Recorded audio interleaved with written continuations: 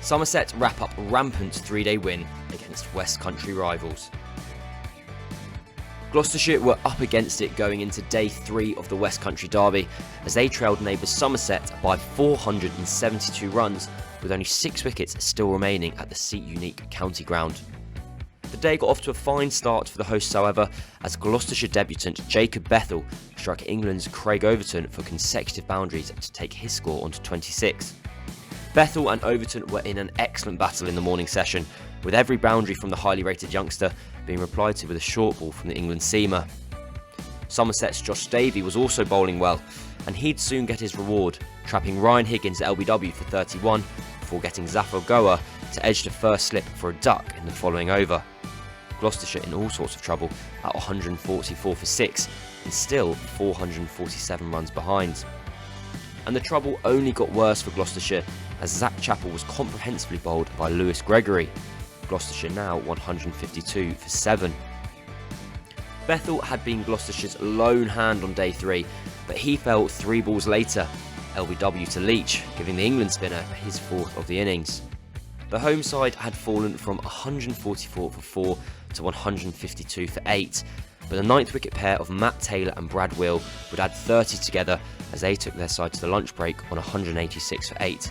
Davey, the bowler of the morning session, with his double strike. But the Gloucestershire resistance would end without further score after lunch, as Leach picked up his 5th of the innings to trap Wheel LBW. With Graham Van Buren absent injured, that was the end of Gloucestershire's innings, meaning they trailed by 405 runs. Leach, the star of the ball, taking 5 for 49, and James Bracey top scoring with 39.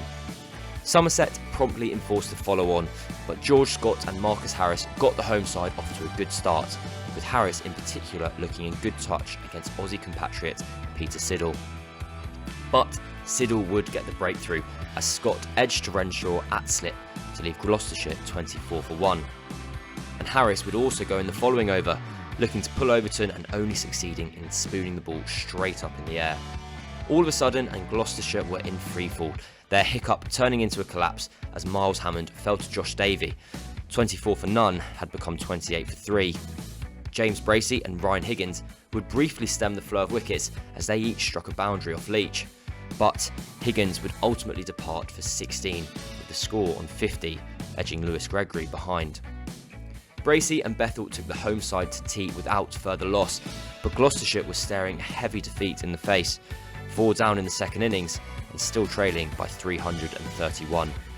But the day would only get worse for Gloucestershire as Bracey found Tom Abel on the boundary to give Jack Leach his 1st of the innings. And 2 overs later, Zafar Goa would be out for his 2nd duck of the day, this time a Jacob Bethell slip, meaning he was stranded in the middle of the wicket, Tom Abel completing the easy run out, and Somerset were now just 3 wickets away from victory. Bethell was joined at the crease by Chappell, and the two added 46 together as the lower order showed some resistance. However, Chappell would eventually go for 20 as he played on off the bowling of Craig Overton. Just as he was in the first innings, Bethell was looking in fine form, and the 18-year-old went to his maiden first-class 50 off 84 balls with an excellent pull shot off Overton. But the good news didn't last long for Gloucestershire, as Bethell's partner Matt Taylor went for a duck to give Leach his 7th of the match, and leaving Somerset leaving just 1 wicket for the win. Bethell and Wheel added 21 for the final wicket, but Bethell was eventually caught on the boundary off the bowling of Leach to give Somerset a dominant victory against the depleted Gloucestershire side, who had lost their captain midway through injury and were also featuring 3 short-term loan players on debut. Nevertheless, Somerset's win by an innings and 246 runs was as deserving as it sounded and gave them their 2nd win in a row. Meanwhile, it was a 4th defeat in 6 games for newly promoted Gloucestershire. Somerset are next in action against Hampshire at home, a match that starts in just 5 days' time, whilst for Gloucestershire, their first block of county championship games are over, with their next game against Middlesex in the Vitality Blast.